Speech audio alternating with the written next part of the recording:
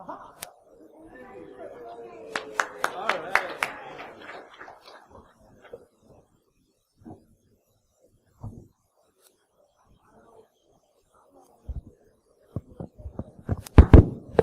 right, can you guys hear me?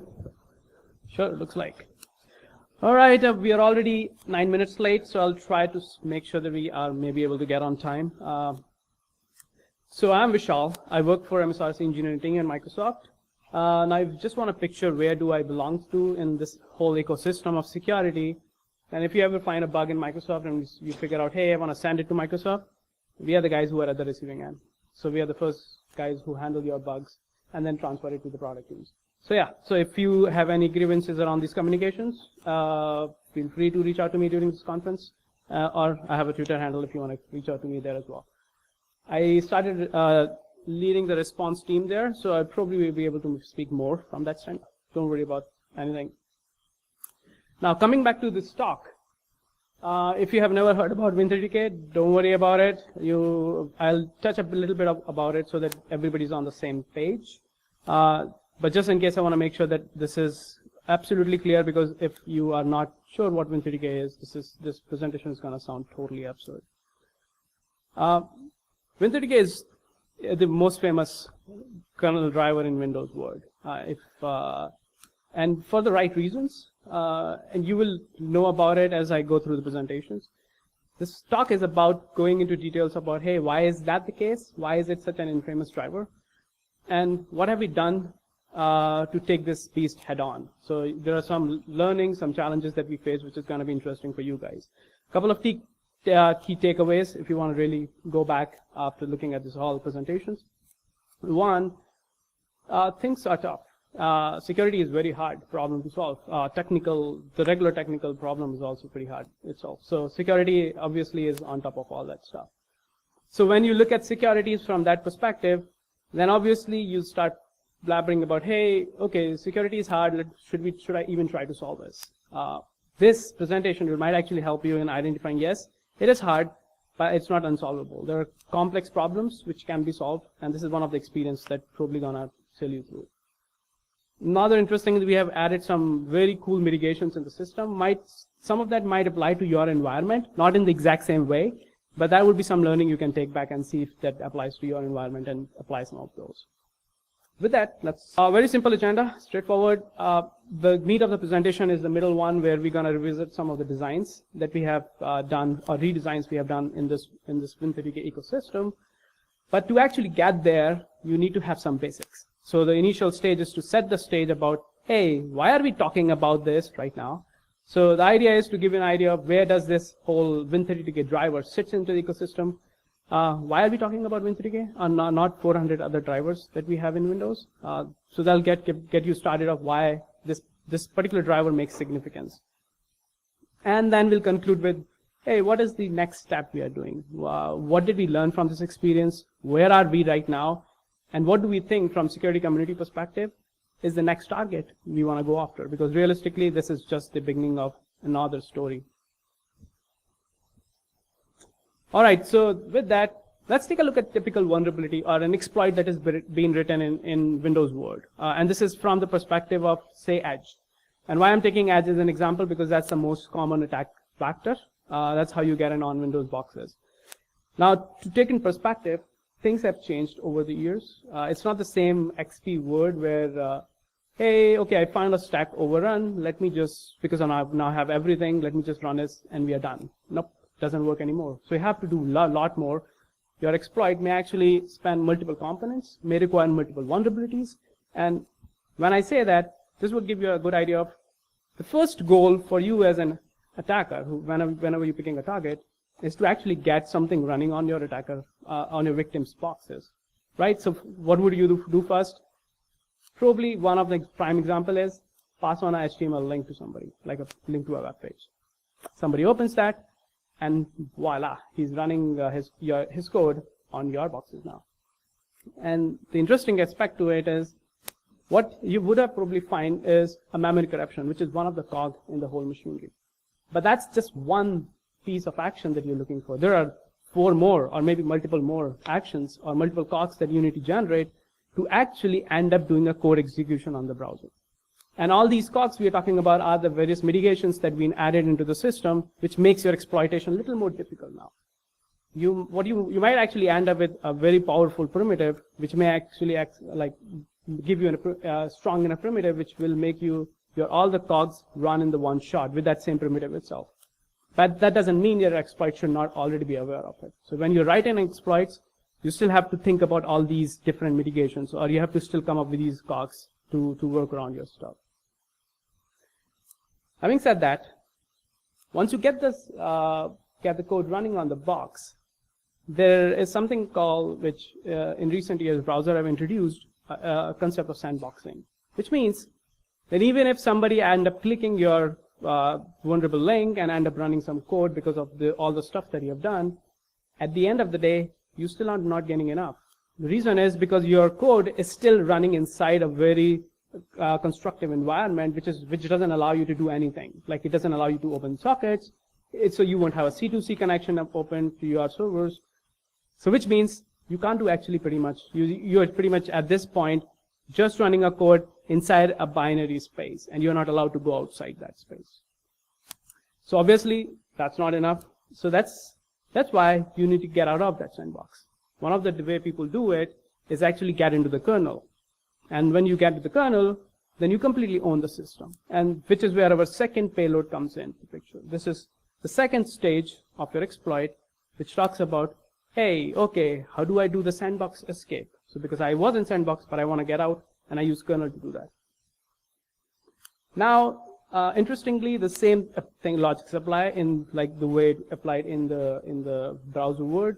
Even if you have a memory corruption bug, that doesn't mean you have the exploitation running. You still have to bypass the other mitigations in place.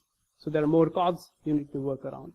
So in and all, what I'm trying to get to is you have a complex machinery now, which you have to connect all in sync to somehow make the connection from getting an HTML link to end up owning the system. And this is where Win32k comes into picture. So Win32k is one of the kernel driver, which would help you in actually getting to this outside the sandbox. And the two cogs that we were mentioning, where you require to get a code running in the kernel, can be provided by a Win32k code, like the memory corruption bug and the KSLR bypass. We'll touch base on both these things a bit as we go along, so don't stress about if you don't understand any of these cogs, what they're talking about at this point. Now, like I said, there are 400 plus drivers in Windows ecosystem. Why are we talking about Win32k per se? Right? So there would be a very valid question. So I did a statistical analysis on this and said, hey, let's take a look at how many bugs do we get from external world, or internally we find those bugs in the Windows ecosystem, and just concerning the kernel drivers at this point. Apparently, Win32k actually constitutes more than 50% of those bugs, which means that this is one driver versus 400 other drivers, and this is still weighing heavy on them. That means there is something definitely funny going around with this driver. And now you need to understand what this driver is to make the complexity more clear. Why do we have so many bugs in this particular driver? So what is Win32k? Well, simply speaking, it's a kernel mode driver. It has two major components inside it. One is to handle the rendering of anything on the screen, which is called the GDI section part of it. And the other part is a user, which handles inputs. Like if you click on something, what am I supposed to do? Which window is supposed to do anything? To give a good idea of what these two component does, I'm going to give you a demo. And this is the most fail-proof demo you can come across, because if that fail, which almost did for the first 10 minutes, then my presentation will not work. What you're looking at the screen right now is a demo of that application. And the reason why I say it, because everything you're seeing from font perspective, which is displayed on the screen, is done by that driver. So GDI portion of the driver is responsible for rendering all these fonts on the screen. And apparently, whether it's a full screen or it's not a full screen, it's a Windows property. That property is managed by user, which is dictating what is that supposed to do, like from a Windows perspective. And if I do a click, if I do an X on my keyboard or through a clicker, when you hit the next, that is a message being sent to the window by the Win32k kernel driver saying, hey, you have a message, you have to do some action. And it's upon the application to take the action at this point. But the message is delivered through Win32k.sys. So now you understand, if you remove Win32k.sys from Windows ecosystem, you will end up with just a command prompt. You won't actually see anything else in Windows world. So it is a pretty significant component. And you can imagine, right, okay, if it is that significant, chances of having bugs are higher.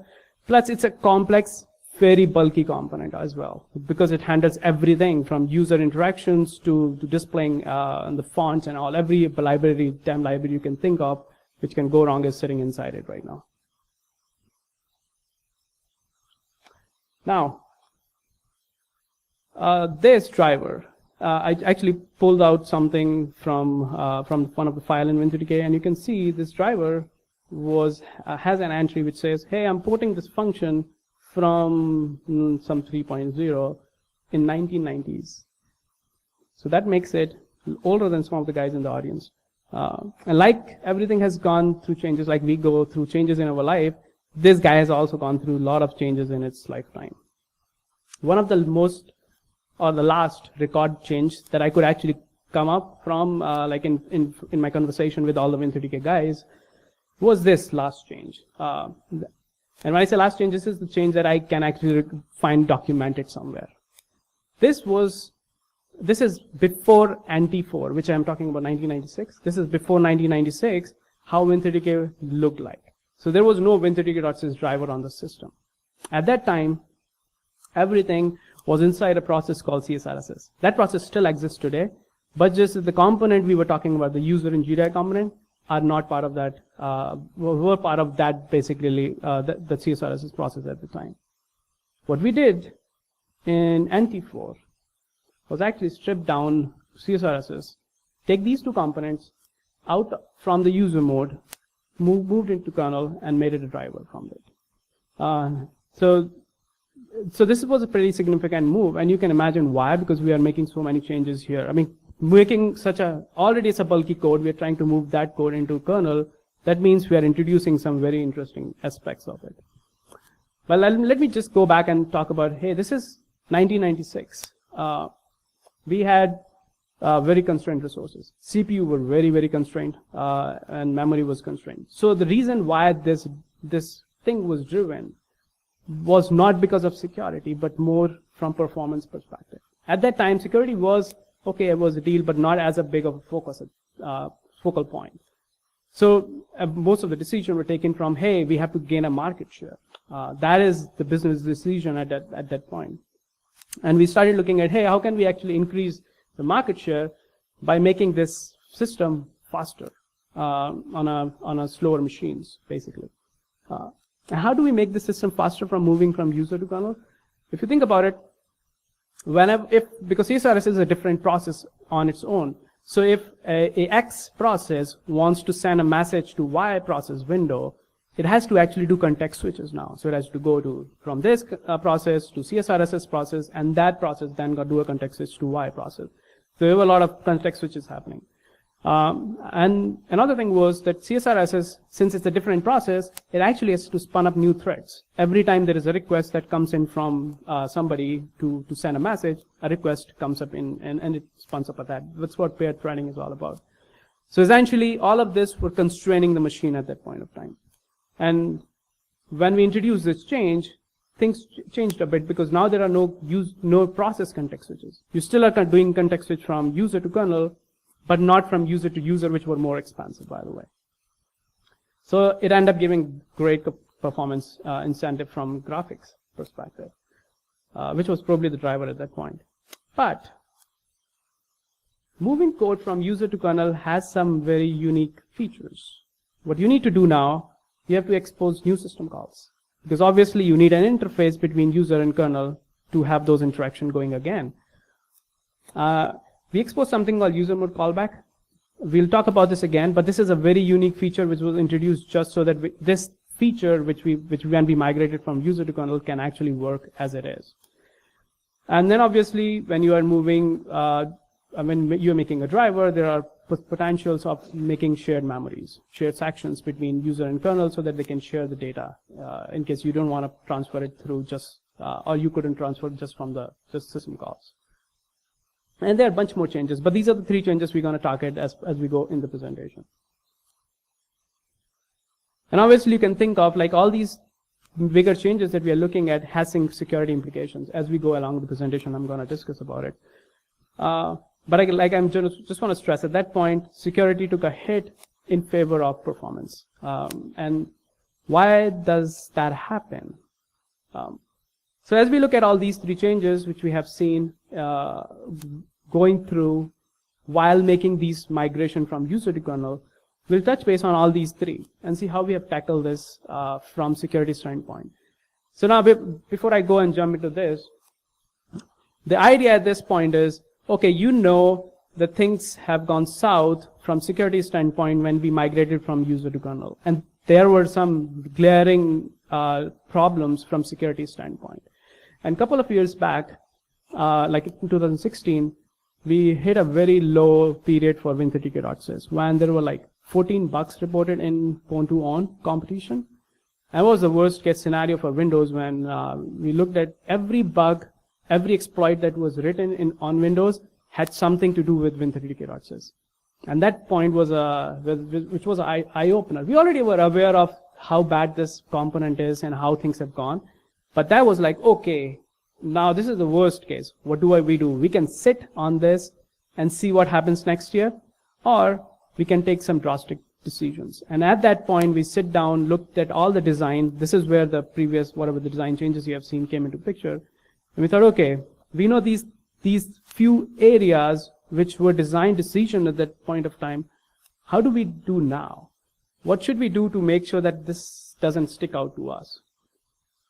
And at that point, you still have to understand this, like Windows has few basic pillars, and it sits on those basic pillars. One is, you cannot actually take performance out of it. Whatever is performing today, that's the performance you have to keep sustaining on. I mean, it's very difficult to sell a product if your next version of the product is not going to be same, or at least closer to the performance as the previous one. Another is app compat, which is a huge deal at Microsoft. Especially for Windows, you cannot take app compat risks. Like if some applications like starts breaking because of some dependencies on older operating system, you have to just sustain it, unfortunately. And those are the parallels, and those were the major pillars we still have to comply no matter what redesigning we do in our Windows going forward.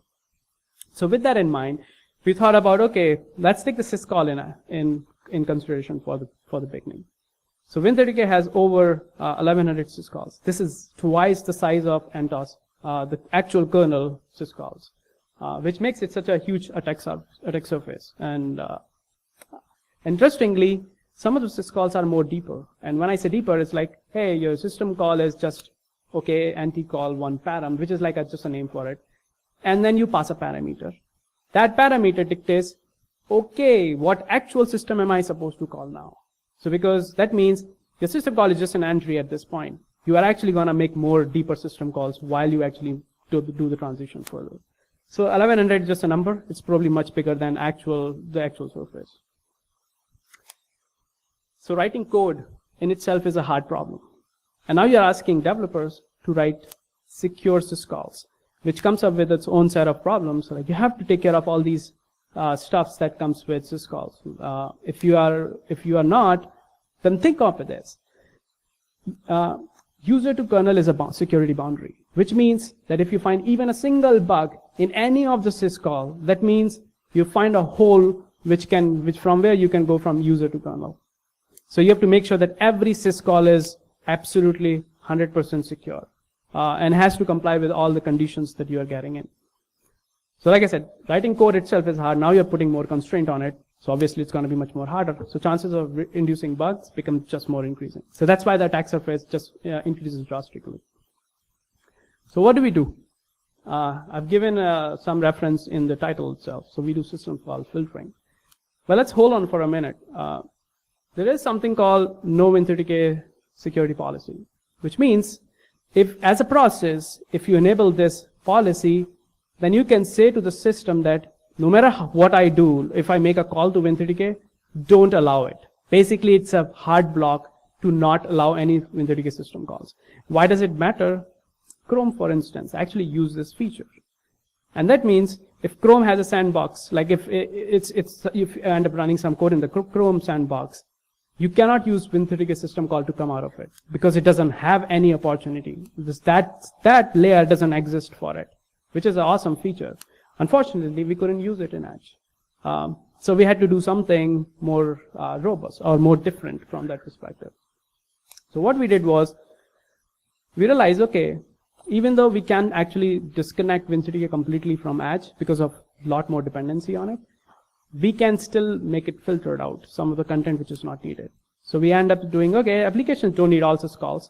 So how about we create a subsystems which says, hey, define what syscalls do you want to allow, and everything else, we are not going to allow you to do that. Interestingly, Linux has something much more robust around the same lines, if you have not heard about seccomp, but it does the same thing.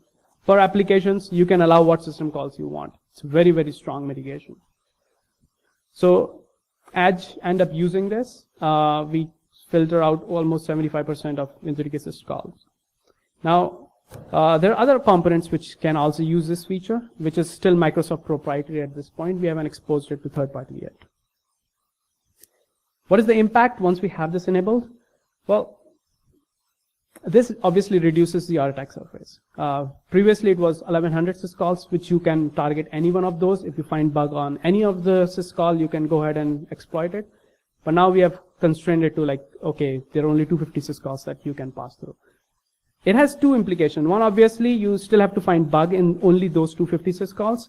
Another, when you're actually writing exploits, you have to rely on other functionality of the OS as well.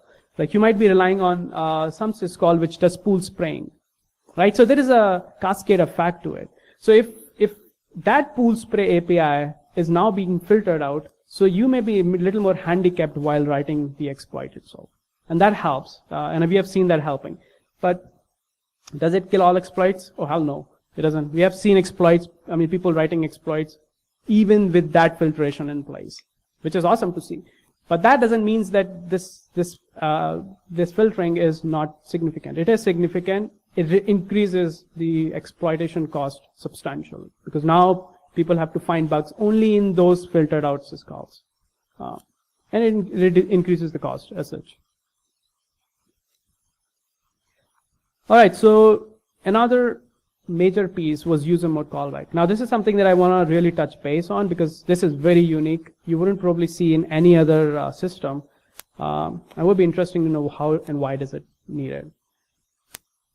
It is a side effect of all redesign and designing that I've gone through in Win32k history. So it'll be interesting to see why we had it in the first place and why it is really needed by us and why we can actually get away from it. So what is it? So let's take a look at this diagram which talks about, hey, you have a user mode and kernel mode and there is a boundary in between. Here is a process which wants to destroy a window, for instance. So it makes a Win32 API call, which is a user mode destroy window call. On the right side, I'm showing a call stack, which is gonna signify, hey, how my calls are going on. So when you make this call, you make a transition to kernel. Now, for simplicity, there are transition functions when you actually make from user mode to kernel. I'm actually just omitting this for now because it's not needed. What is important is you made a user mode some functionality call and then which end up calling a system call. And on the call stack, you can see both being transitioned. Now, at this point, this function call is supposed to destroy the window, which is just an object in the memory. But apparently, there is something interesting here. Now what Windows does is, it gives application an opportunity to do something extra. It's saying, hey, why I'm destroying this window, let me go back to the application, and the application decide whether it wants to do anything at this point. For instance, maybe you want to save something which is there on the window, like create a log out of it or something. So basically it is making you, the application, aware that, hey, I'm going to destroy this window. Is there anything you want to do? And this is where the user mode callbacks comes into picture. This is very interesting because what we are doing right now is we are doing something called reverse syscalls. we are making a callback from the kernel back to the user and giving the user a control at this point, saying, hey, if you want to do any action, do it. Once you're done, okay, I'm going to go and destroy this window. So everything looks fine till every process is behaving properly. But what if there is a malicious user who's trying to do something in this callback now? He's not going to play easy. He's going to play dirty at this point. What he does is, instead of actually doing something normal, he goes ahead and make a call to the destroy window again directly. And at this point, with this destroy window function in the kernel thinks, okay, I have already made a user mode callback. I don't have to make a callback again. Let me go ahead and destroy the window. So what it does is, it just removes the objects from the memory. And this is an awesome opportunity now, because you see, in the call stack, there is still a reference to that memory location. We haven't reached there yet. So what this guy is going to do during this callback, he's going to call a different function which say creates menu. So this is another object which is going to be created. And somehow he used his feng shui or whatever mechanism to get his menu object allocated in the exact same place where Windows object was allocated before. So typical use after free scenario. And when you end up getting back into this function call, which is the kernel mode destroy window, which was having a reference on the stack to a Windows object, is now referencing to menu object. And obviously, if it referenced now, it's going to cause all sort of problems. So how do we actually fix this? I mean, in the Windows world, like this is we know about this problem. This is not something unknown to us. So from coding perspective, we know that whenever we make a callback, we do something extra. What we do is we put a lock on the object, which means, hey, before I actually go and make a callback, let me put a lock so that this object will never go away until I unlock it again. So that way, my function can guarantee that, hey, no matter how many callbacks I made, because I have locked it, it's never going to go away because system is not going to delete it. That way, how you can solve this problem. I mean, that's the ideal scenario, but obviously, it's a code that you have to check by yourself. Like you should be aware of when you're writing this code that, hey, I need to put a lock and I need to unlock once I'm done with it. And obviously, it doesn't always happen. So that means there are always going to be bugs like this in the system. So just to understand this a bit, Win32k is a very stateless system. And what I mean by that is, Win32k doesn't know what kind of state is it at a given point. It has to do validation at every given instance. So when it makes a callback, either it has to make sure that, hey, I'm making sure that whatever I'm working on is going to stay like this when I am back from this callback, because callback can do anything. It can do any kind of damage. Or it has to revalidate everything after the callback is returned. So those are the stances that you need to take as a part of the code itself, because there is no state that is being maintained. And obviously, this is a complex problem, because anything can happen during that callback. Literally, like once you are out of the kernel context and in the user mode, you can do anything. You can pretty much call any system calls and make the system unstable, delink some of the windows and all that stuff. So you have complete control at that point. It becomes a lot more difficult for user Win32k code to keep track of everything going around.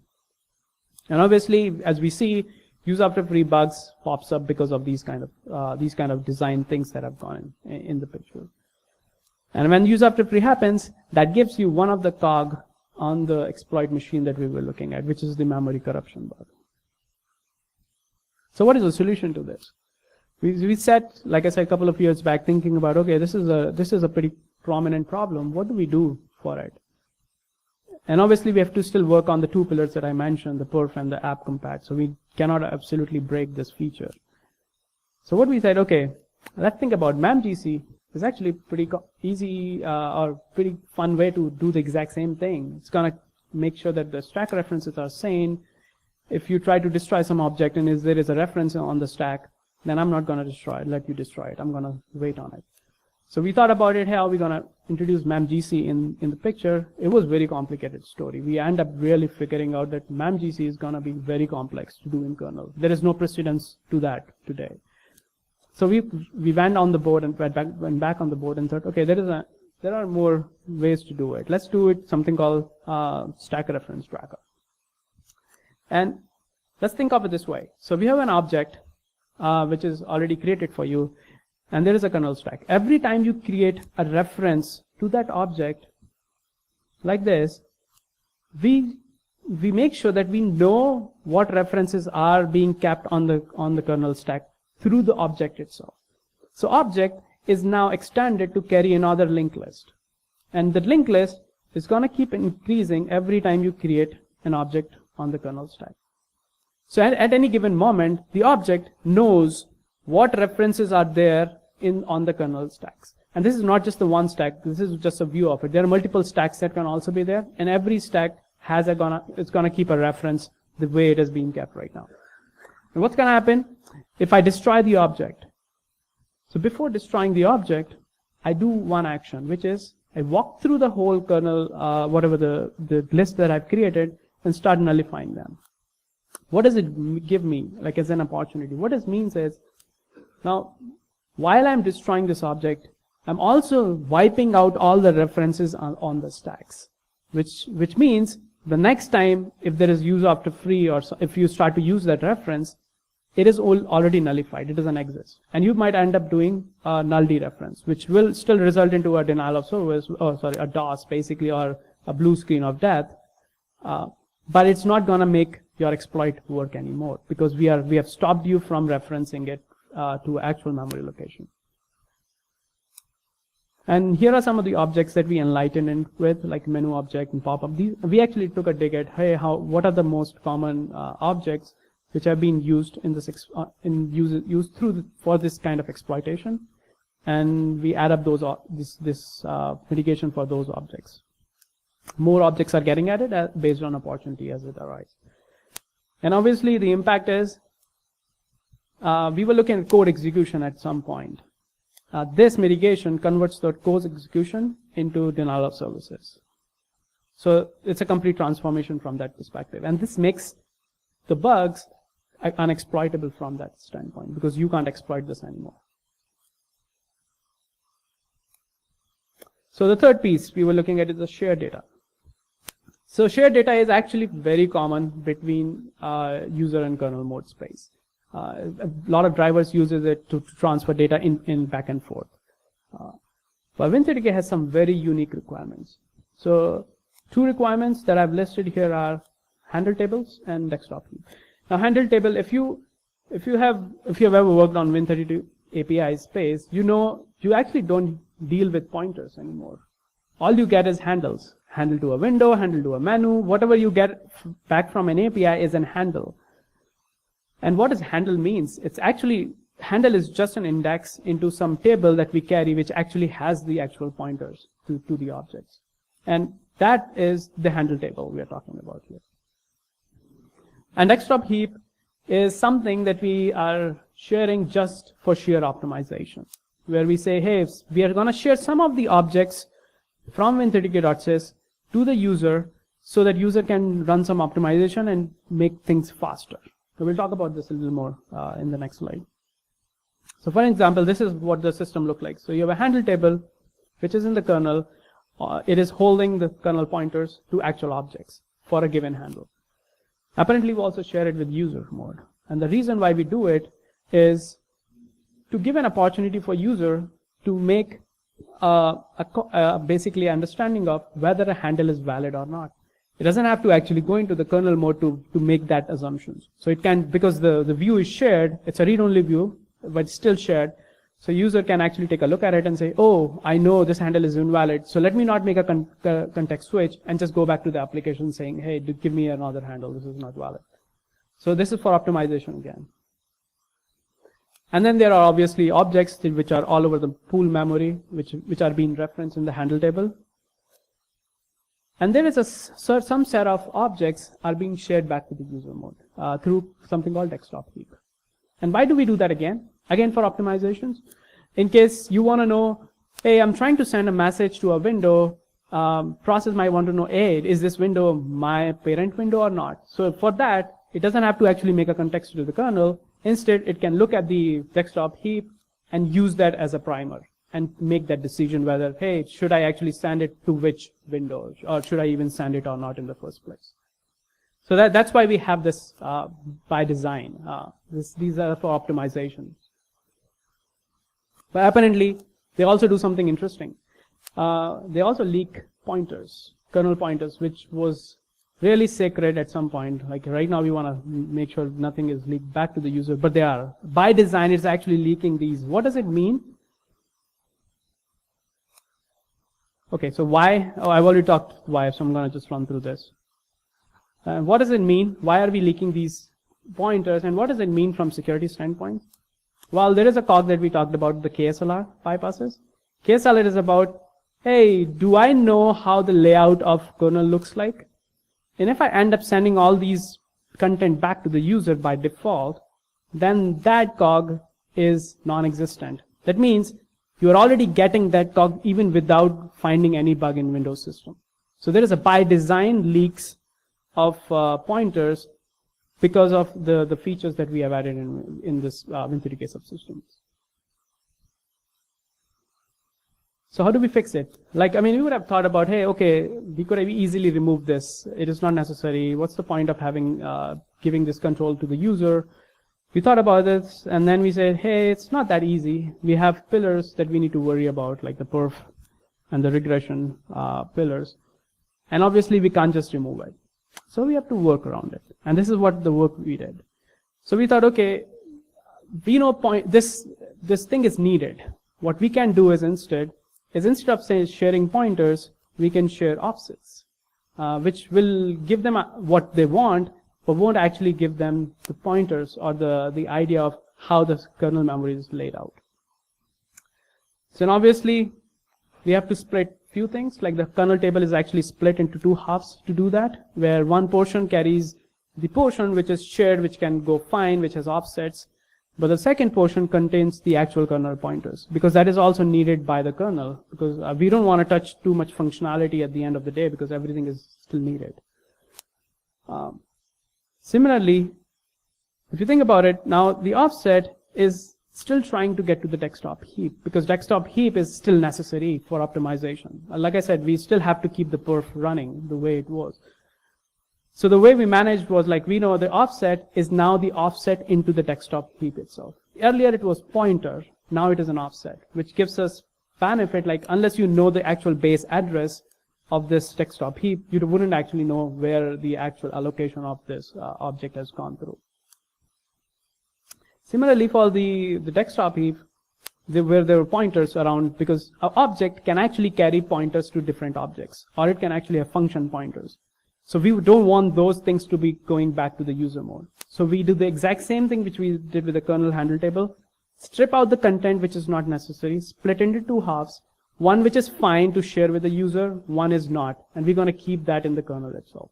So it looks fine on paper, but it's a very complex thing to actually make it work, because we don't want to change, again, we don't want to change too much code on the underlying. So we had to use C++ primitives like smart pointers, which can make a decision, okay, am I going to go in this exclusive portion, or I'm going to go into the like a shared portion? And apparently Win32k was not written in C++ as much. It was very much written in C. There was some portion in C++.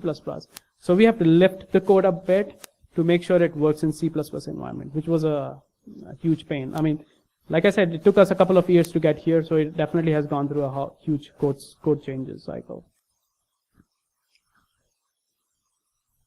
All right, functionally, we managed to get very minimal perf hit. We had 0 upcompat. If there was any upcompat, we actually went ahead and fixed and optimized the code back again. From security standpoint, we end up making a situation where there's no kernel pointer being leaked. So there is no by design KSLR bypass anymore. And we end up making fewer changes from kernel standpoint. And that helped because of the C++ stuff we added. You may ask about metadata, which goes in the heap, because we also thought about it, because metadata contains flink and blinks, which are again kernel pointers. So what do we do about it? Well, there's something called that came out during the same time period we were working on this, something called segmented heaps, which actually carry all the metadata into the first page itself and doesn't share anything afterwards. And we actually end up using that to make sure none of this is maintained. So what's next? I'm just going to conclude this. We're already running out of time on this. So we did a huge redesign from a security standpoint. We took a decision like, hey, okay, security is important. We want to make that work for us. It was not easy, but it was a decision we took. It took us a while to get here, but we stick around. And at the end of the day, what we end up gaining is, this year, Pon2Own, there was 0 Win30k bugs, which was a huge win. That doesn't mean that you can't still write Win30k bugs. You can still probably do it. It's just the cost is much more higher. So people are gonna probably go into the next thing. And the next thing is really what I have listed here, which is DirectX. Is getting a lot of love this year, which was one of the drivers which was totally owned during the Pon2Own competition. And this is the next beast we are planning to tackle. And hopefully we'll have another story to tell next time I come here. So with that, here's some references for all the awesome work people have done, which will give you an idea of, hey, what I've gone through. This is not just me, this is a lot of researchers that have gone through and done a lot of work around Win30k. So take a look at it if you can. And that's it, that I'm going to conclude my presentation. And if you have any questions, feel free to ask. We have like